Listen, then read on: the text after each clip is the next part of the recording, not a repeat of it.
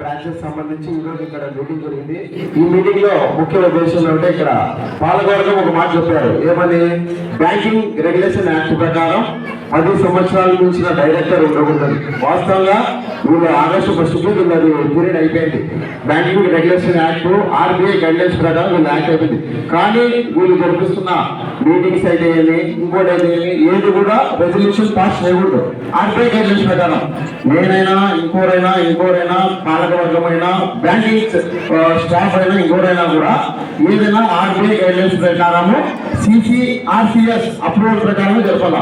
కానీ ఇప్పుడు ఏదైతే జరుగుతున్నాయో పాలకవర్గం అయితే పవర్స్ లేవు. కానీ వీళ్ళు చేస్తున్నారు, చేయని సంతోషం, హ్యాపీ, నేనేం లేదు. కానీ రెండోది ఏముందంటే ఇర్రెగ్యులర్స్ వచ్చారు. ఈ నేహూ పాషా అనే వ్యక్తి దాదాపు 7 నుంచి 8 సంవత్సరాలు లోన్ తీసుకున్నాడు. ఇంతవరకు అదంతా రిపోర్ట్ చేయలేదు. అదే ఎవరైనా సామాన్య ప్రజలు, పేదవాడు, మన పరిస్థితి బాగాలేకో, వాడు వ్యాపారం పెట్టుకున్నాకో, ఇంకోటో వాడు లోన్ తీసుకున్నాడు అనుకో, వాళ్ళ ఇంటి దగ్గర పోతారు, యానం వేస్తారు, మా మీద పలుకుతారు. మళ్ళీ ఏమన్నా అంటే డిఫర్మేషన్ అంటారు. డిఫర్మేషన్ కాదు, ఏ పర్మిషన్ వేసుకోండి. ఏదైనా కూడా ఇండియన్ సిటిజన్ గా, ఒక ఖాతాదారుడుగా ఎవరైనా కూడా కస్టమర్ కానీ, ఒక ఇండియన్ సిటిజన్ కానీ దేనైనా ప్రశ్నించవచ్చు. దాంతోపాటు ఏదైనా ప్రశ్నిస్తే మెంబర్షిప్ తీసిస్తా అంటారు. ఒక పివి శ్రీనివాసరావు అనే వ్యక్తి ప్రశ్నించినాడు, మెంబర్షిప్ తీసినాడు. గతంలో నాలుగు తీసేసినారు. నేను మళ్ళీ రిజర్వ్ బ్యాంక్ ఒక కంప్లైంట్, తర్వాత అనంతపూర్ డిఎస్సీఓ గారికి, డీసీఓ గారికి ఇస్తే వీళ్ళే నాకు పిలిచి మెంబర్షిప్ ఇచ్చినారు. ఇట్లా ఈ విధంగా చేయడం తప్పు. ఎందుకంటే ఏదున్నా కూడా ఆర్బీఐ గైడ్లైన్స్, CCRCS అప్రూవల్ ప్రకారమే ఈ బ్యాంక్ వ్యవస్థ అనేది నడవాలి. దాంతోపాటు సీఓ గారు ఒక్కసారి లేదు. మీరు సీఓ అపాయింట్ అయినారు కదా, CCRCS అప్రూవల్ ఉందా మీకు? ఆర్బీఐ నుంచి లెటర్ వచ్చిందా? సరే, తొందరలో అది కూడా అడుగుతాను, అది కూడా ఇస్తుందండి. దాంతోపాటు ఒకసారి లేదు వాళ్ళకు నువ్వు నా అయిపోయి మీరు మాట్లాడేది కావాలి. నా వర్షన్ అయిపోవాలా, నా వర్షన్ అయిపోవాలా, తర్వాత మీకు కాల్చిస్తా. క్లుప్తంగా మాట్లాడు. నా వర్షన్ వినాలా మీరు అయితే మాట్లాడదాం కదా. నువ్వు ఉండయా నా వర్షన్ అయిపోవాలంటున్నా. హలో మిస్టర్, నా వర్షన్ అయిపోవాలంటున్నా.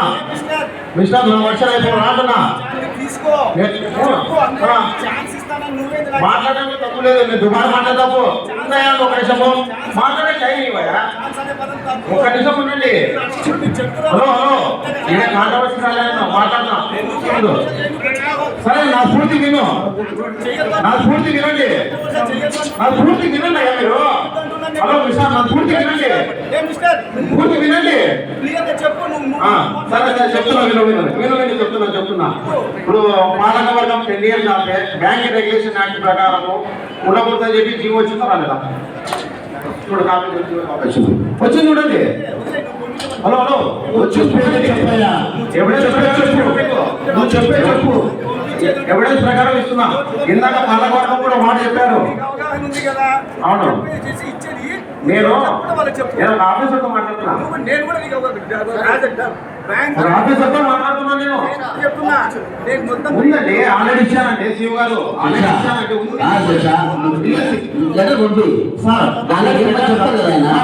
డైరెక్టర్ గారు ఆల్రెడీ పెట్టాను సార్. దానికి సంబంధించి మాట్లాడుతున్నారు.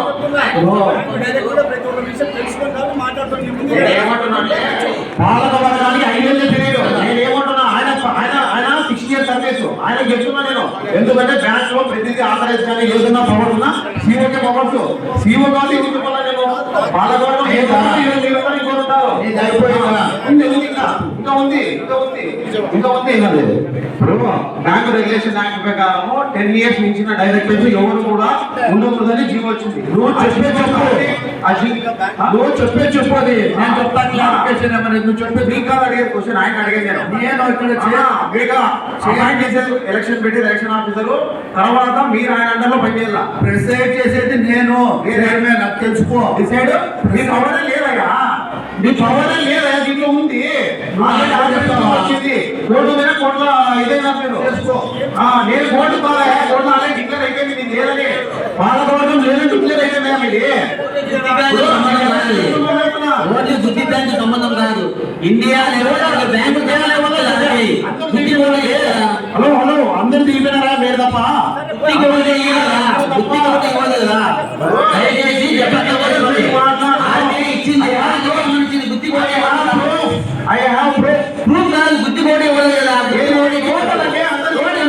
మాట్లాడుకో చూపిస్తావా? అందరూ దిగిపోయినట్టు చూపిస్తావా? అందరూ దిగిపోయినట్టు కాదు, టైం అయిపోయినట్టు చూపిస్తాడా? అందరూ దిగిపోయినట్టు దీంతోటి ఈ బ్యాంక్ ఖాతాదారు దీంతో మాట్లాడుతున్నాడు, అందరూ దిగిపోయినట్టు మాట్లాడుతున్నాడు. ఇది ఎప్పుడైతే బిఆర్ యాక్ట్ చేసిందో పార్లమెంట్ లో, బ్యాంకులో మొత్తం 1458 బ్యాంకులు కూడా కోర్టుకి వెళ్ళినాయి. ఆ కోర్టు ఏ court? High court, supreme court? Supreme court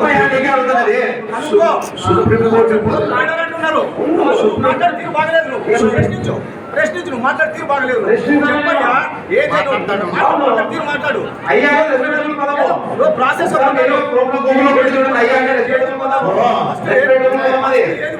దానికి పోతారు, తర్వాత అక్కడ ఇంకో స్టెప్ పోతారు.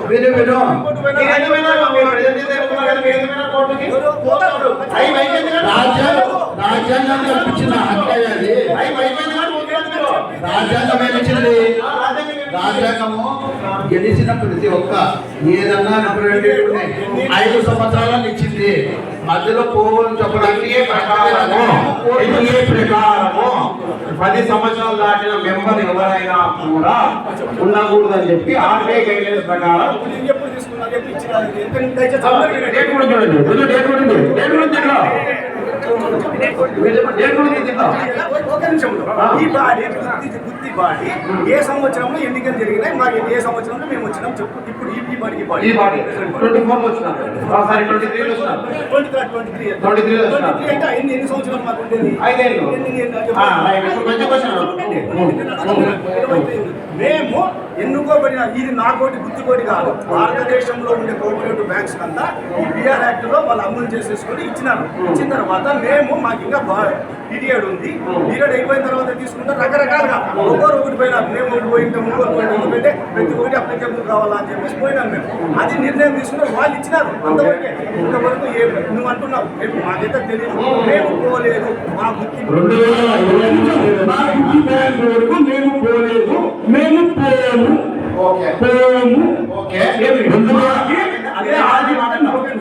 ఇదే ఆర్బీఐ మాకు ఇచ్చింది. నువ్వు చెప్పింది వాస్తవం. ఇప్పుడు ఆగస్టు ఇప్పుడు డేట్ చెప్తున్నావు, ఓకే వచ్చింది, మేము పోలేదు. మాకు ఇంతవరకు మాతోనే వాళ్ళు ఆర్బీఐ వాళ్ళు బోర్డు చేసిన వ్యవహారాలన్నీ కానీ ఏది కానీ చేస్తూ ఇప్పుడు కూడా మా ఆడిట్ రిపోర్ట్ కూడా అన్ని వచ్చిందని. అది ఏమున్నా కానీ చట్ట ప్రకారంగా చూసుకుంటుంది. మీరు ఉండకపోతే నా పేరు సయ్యద్ శిక్షావళి. నేను గుత్తి పట్టణంలో నివాసం ఉంటున్నాను. నేను గుత్తి కోఆపరేటివ్ టౌన్ బ్యాంక్ లో ఒక ఖాతాదారుని, దాంతో పాటు షేర్ హోల్డర్ ప్లస్ లాకర్ కూడా ఉంది నాకు. ఇక్కడ ఈరోజు వసత ఫంక్షన్ హాల్ లో జనరల్ బాడీ మీటింగ్ జరిగింది. ఈ జనరల్ బాడీ మీటింగ్ లో వీళ్ళు ఎంతసేపు చెప్పారు, వీళ్ళ వర్షన్, వీళ్ళ బ్యాంక్ అభివృద్ధి, ఇంకా రకరకాల సంబంధించి చెప్పారు.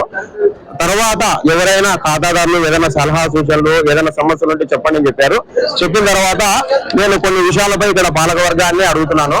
పాలకవర్గం 2025 సంవత్సరము ఆగస్టు 1 నుంచి వాళ్ళకు ఎలాంటి అవర్స్ లేవని చెప్పి ఆర్బీఐ నుంచి జీవో కూడా వచ్చింది. ఈ ప్రకారం వీళ్ళు 10 సంవత్సరాలు దాటిన పాలకవర్గం, వీళ్ళకు ఇక్కడ పాలకవర్గం పాలించడానికి ఎలాంటి రైట్స్ లేవు.